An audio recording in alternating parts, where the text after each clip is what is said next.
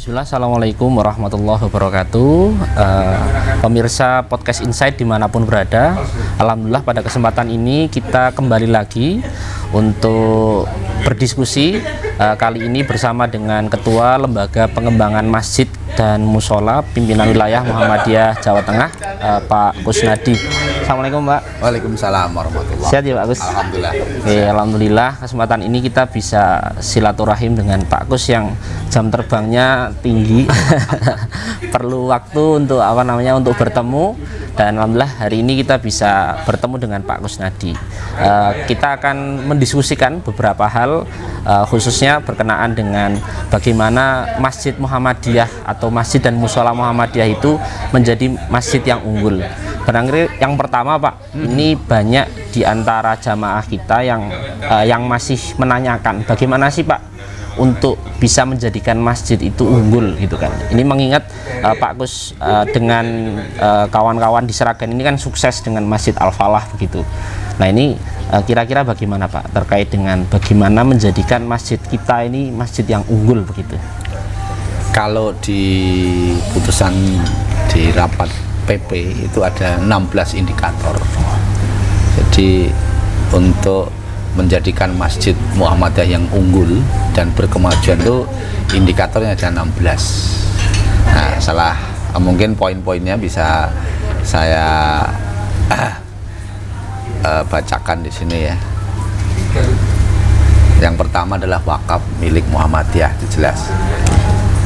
Jadi masjid tersebut tanahnya, bangunannya, wakafnya kepada Muhammadiyah, milik resmi Muhammadiyah. Yang kedua, SK Takmir ditentukan atau SK Takmir oleh persyarikatan dari PWM, PDM, PCM atau ranting, itu ada SK-nya.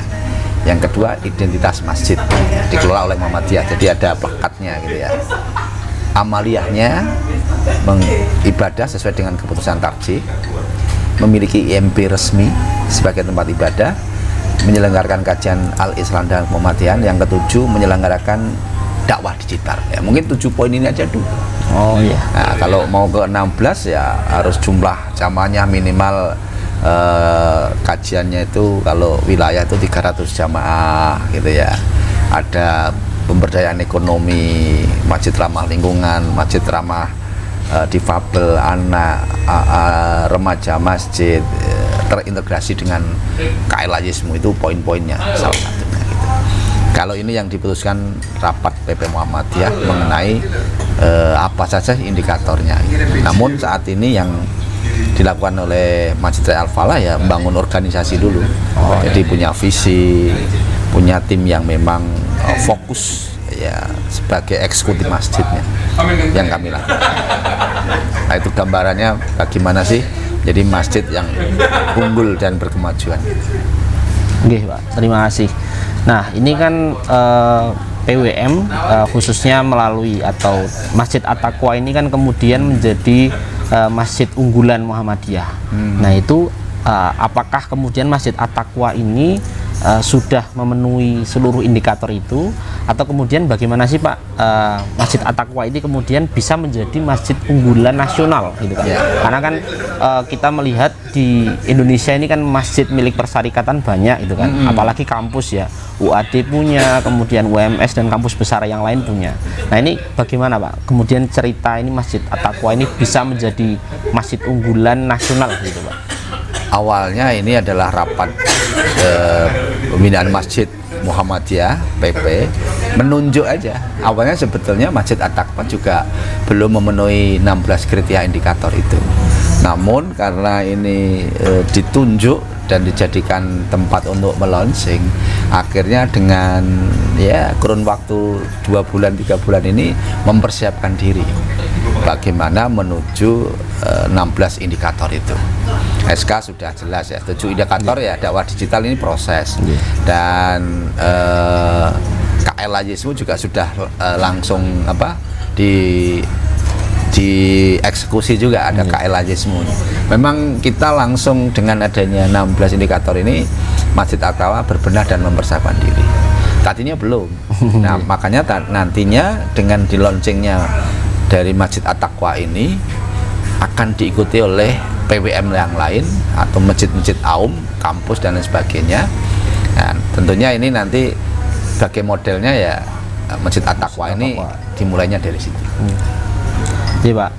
Nah kemudian ketika ada pimpinan wilayah Muhammadiyah di provinsi lain atau kemudian PDM Pak ingin memulai untuk membuat masjid itu menjadi masjid unggulan. Nah, ini menurut Pak Kusnadi ini apa dulu Pak yang perlu dimulai? Karena kita mengetahui masjid-masjid kita ini kan secara ketakmiran, kemudian kegiatan itu kan belum semuanya rapi, apalagi kegiatan yang rutin ya paling kalau yang ada TPA kan gitu.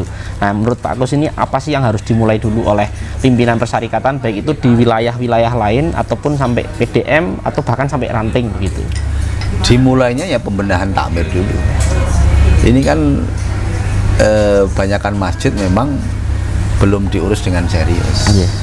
Hanya sambilan, waktu sisa, naga sisa, pikiran sisa, bahkan rapat aja mungkin tahun hanya 3 kali. Bagaimana masjid bisa akan makmur, bagaimana masjid akan bisa berdaya kalau diurusnya dengan tidak serius.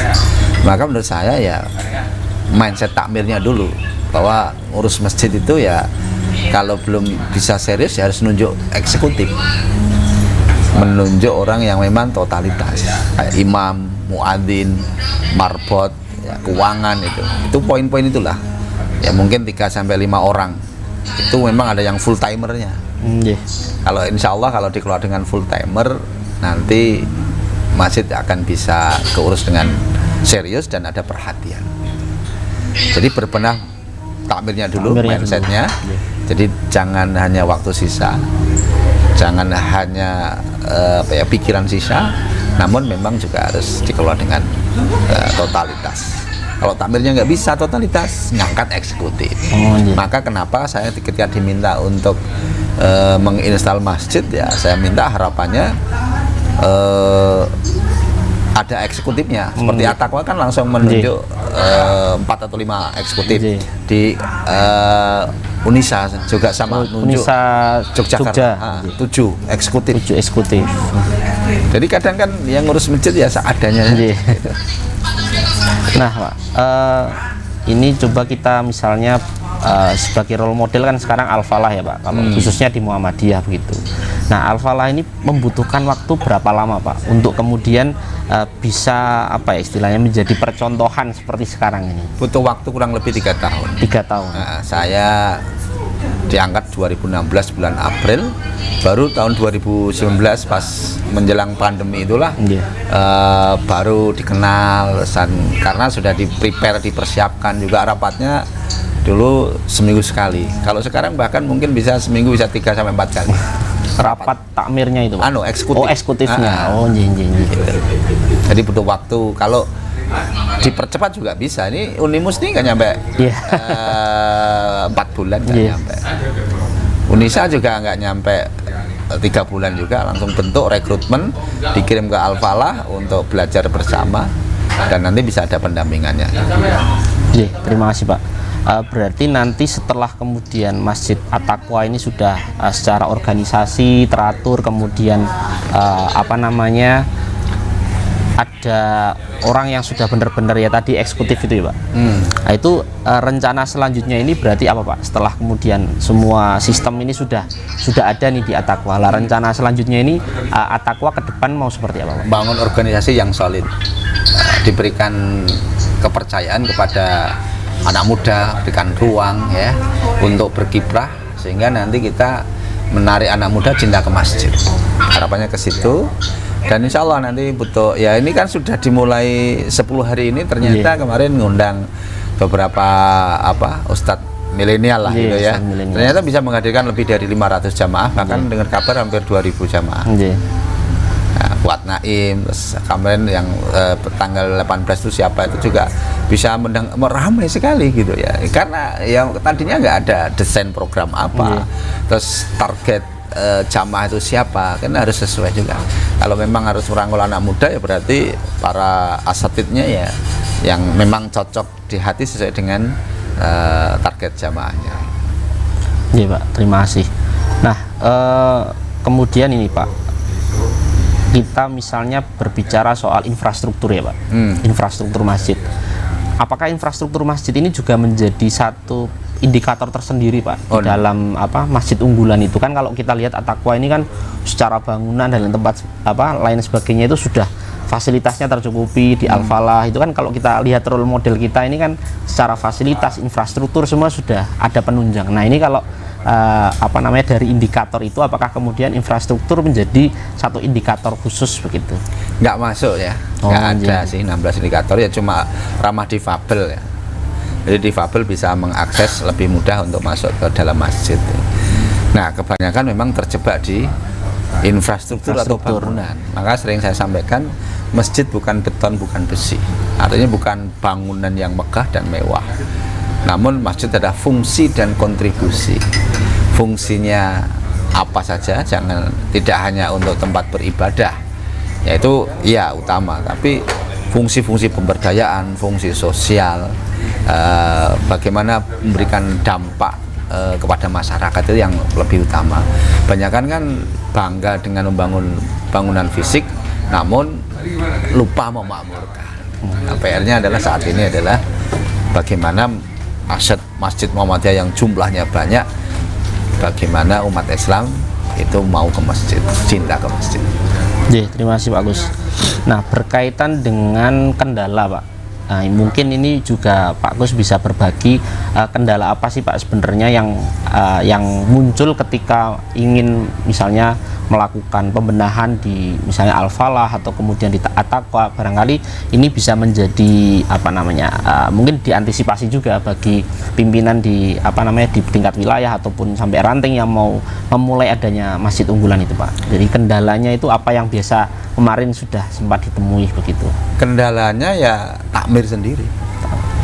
Takmir itu kadang ya karena tidak fokus, ya sambilan, ya masjidnya nggak keurus. Ya memang butuh lembaga badan eksekutif yang memang ngurus masjid. Ada yang concern, ada yang butuh perhatian full timernya itu. Terus yang kedua adalah belum berikan ruang kepada anak muda. Jadi kadang tuh takmir nggak mau diganti. Dan kebanyakan sepuh. Nah, kadang sepuh. Sedangkan sekarang jumlah demografi di Indonesia milenial itu lebih banyak, 60% ke atas. Nah ini nggak matching, sehingga sekarang saat ini kenapa anak muda nggak ke masjid, karena nggak sinkron dengan apa yang dilakukan para takmir yang ada saat ini. Sehingga ya masjid hanya fungsinya untuk sholat 5 waktu saja, selesai habis itu. Nah padahal fungsi zaman Rasulullah ya untuk pendidikan, untuk pemberdayaan, untuk menampung orang sakit, ya tidak hanya untuk sholat 5 waktu saja. Nah kebanyakan masjid ya begitulah kondisinya. Maka perlu komitmen bersama untuk bagaimana masjid ini menjadikan pusat peradaban, startup peradaban, pusat berkumpul, pusat solusi masyarakat. Terima kasih Pak. Nah kemudian ini Pak, ini kan berarti perlu nanti ada lembaga pengembangan masjid di tingkat daerah itu atau mungkin di tingkat cabang. Nah ini koordinasi dengan masing-masing pimpinan persyarikatan ini yang perlu dijalin seperti apa Pak? Baik itu dari pimpinan persyarikatannya ke ke lembaga pengembangan masjid ataupun kebalikannya. Dan apakah semua daerah cabang ini sudah punya lembaga pengembangan masjid itu Pak? Karena kan kalau misalnya nggak ada ini nanti akan ngesup kemana begitu untuk membenahi ini. Untuk lembaga pengembangan masjid, pembinaan masjid kan yang ada baru PWM Jawa Tengah, yang ada di pusat dan di wilayah itu saat ini LPCR PM. Nah, masih dengan LPCR, masih bergabung dengan LPCR. Baru Jawa Tengah yang memang membentuk lembaga pembinaan masjid dan mushola. Kenapa di launching di Jawa Tengah? Ya mungkin salah satunya karena yang punya lembaga UPP tersendiri ya baru Jawa Tengah. Nah tentunya dengan adanya launching Masjid At-Taqwa PWM ini nanti akan diikutin oleh PDM. PDM, masing-masing PDM juga ada masjid percontohan.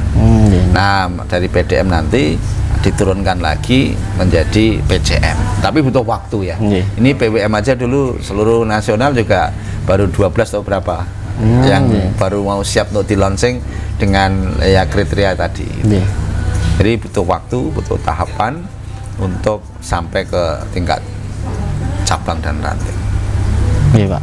Berarti misalnya dari wilayah lain atau kemudian dari daerah ingin melihat masjid percontohan, berarti bisa ke At-Taqwa atau ke Al-Falah gitu nih Pak? Ke At-Taqwa kita install, makanya kan lagi bikin kantor sekretariat, kantor layanan lajismu, kantor transit, kantor takmirnya ini baru diinstal, belum jadi semua kan. Biasanya kan masjid nggak ada kan, nggak ada. Apa itu kantor-kantor tersebut. Nah, ini kami mencoba untuk diinstal di Masjid At-Taqwa. Siapa? Kemudian ini Pak yang terakhir, ke depan atau mungkin setelah launching Masjid At-Taqwa ini sebagai percontohan nasional, lembaga pengembangan masjid musola PWM ini langkah ke depan mau seperti apa Pak? Maksudnya program-programnya apakah kemudian membantu menginstal masjid di daerah atau seperti apa? Ya, program ke depan setelah launching ini tentunya adalah kita membantu menginstal masjid-masjid di tingkat daerah kabupaten. Nah, di kabupaten nanti masjid mana yang ditunjuk nanti akan kita temenin, kita dampingin bagaimana setiap daerah ada satu masjid percontohan. Ketika di Jawa Tengah ini ada 35 kabupaten, berarti ada 3 masjid percontohan nasional, tingkat daerah yang didampingin oleh wilayah yang kita install dari At-Taqwa ini. Nah, nanti langkah berikutnya adalah bagaimana setiap daerah itu menurunkan lagi ke cabang dan seterusnya sampai ke ranting. Gitu ke depan insya Allah program yang akan dilakukan oleh lembaga pembinaan masjid dan musola PWM Jawa Tengah. Oke, siap, terima kasih Pak. Begitu pemirsa podcast Insight, jadi Masjid At-Taqwa Muhammadiyah Jawa Tengah saat ini menjadi masjid percontohan nasional ya Pak Gus. Dan apakah itu wilayah-wilayah lain juga akan menjadi masjid percontohan nasional juga? Saat ini dari provinsi yang ada di Indonesia yang siap mengikuti kalau tidak salah 12 masjid. 12 masjid yang mempersiapkan diri juga seperti Masjid At-Taqwa.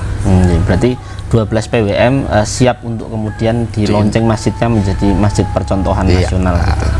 Jadi, berarti Masjid At-Taqwa ini yang pertama ya Pak? Masjid At-Taqwa Muhammadiyah Jawa Tengah ini yang pertama menjadi masjid percontohan nasional, dan seperti yang tadi disampaikan Pak Agus, ke depan lembaga pengembangan masjid ini, pembinaan masjid musola ini akan mendampingi daerah untuk kemudian menginstal masjid-masjid di daerah menjadi masjid percontohan di tingkat wilayah, kemudian nanti akan di breakdown sampai kemudian nanti di tingkat ranting, kemudian di Aum, begitu ya Pak. Gitu. Dan mari bersama-sama kita makmurkan masjid, karena kalau hanya lembaga yang menaungi saja atau takmirnya saja tanpa jamaahnya juga tidak bisa berjalan begitu. Terima kasih Pak Gus atas waktunya. Nanti kita akan barangkali kita diskusi lagi Pak di kesempatan yang akan datang. Terima kasih. Wassalamualaikum warahmatullahi wabarakatuh. Waalaikumsalam warahmatullahi wabarakatuh.